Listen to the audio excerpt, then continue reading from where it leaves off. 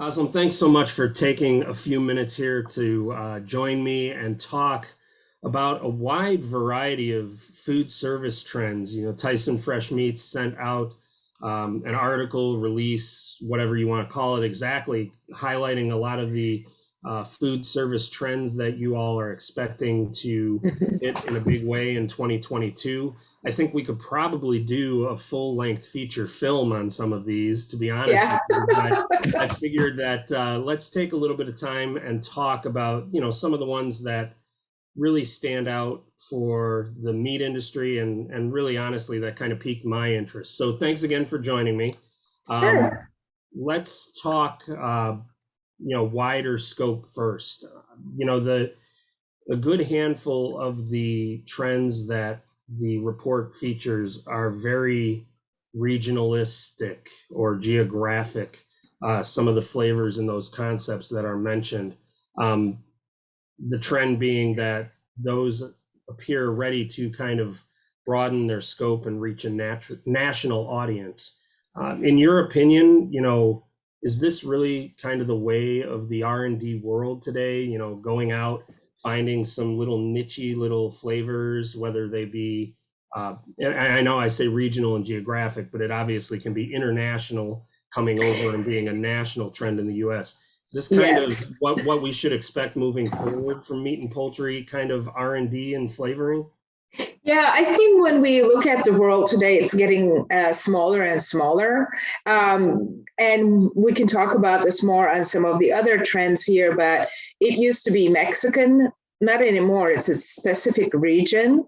So I think cultures are really playing a big role because there are a lot of flavors and spices, ingredients associated with cultures.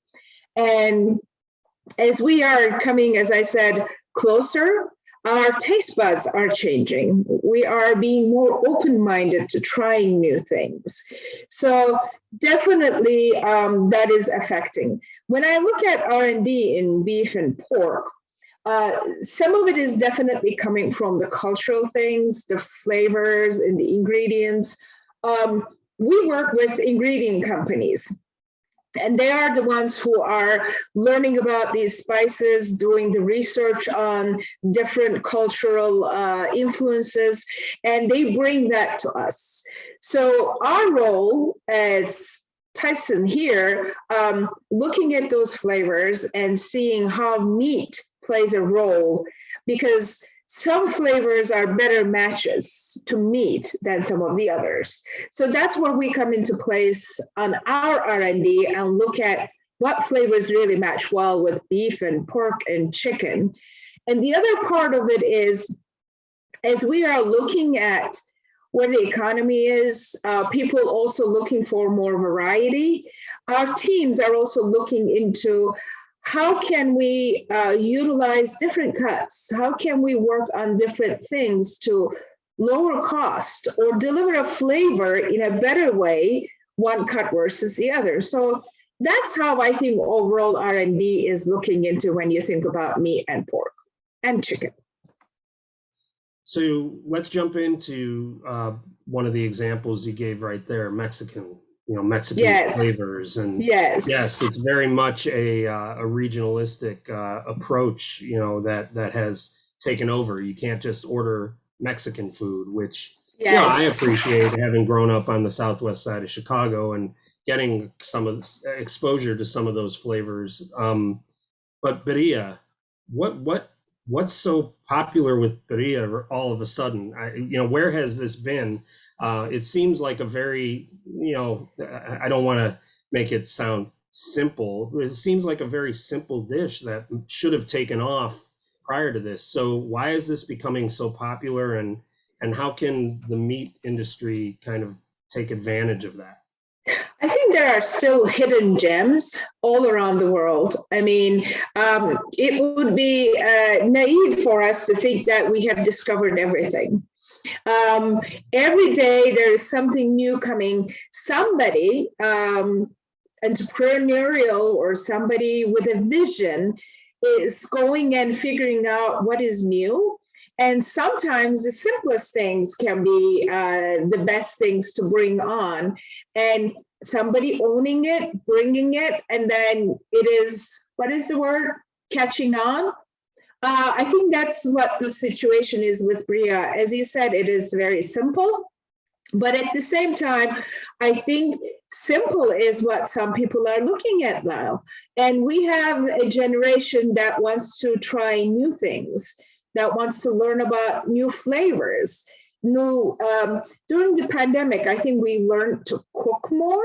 So they're looking at different cooking methods. And there is more interest, as I said, in different cultures, different flavors, and sometimes as simple as birria, and then always the question of what is next? How can we use the same concept and do a different version? I mean, looking at what it is, they're looking at birria bowls with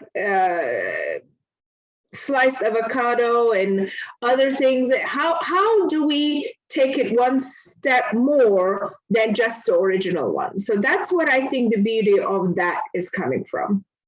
Well, and I can relate to that because I was just telling another beef processor, I said, I am sick and tired of pot roast tasting like pot roast in my slow cooker.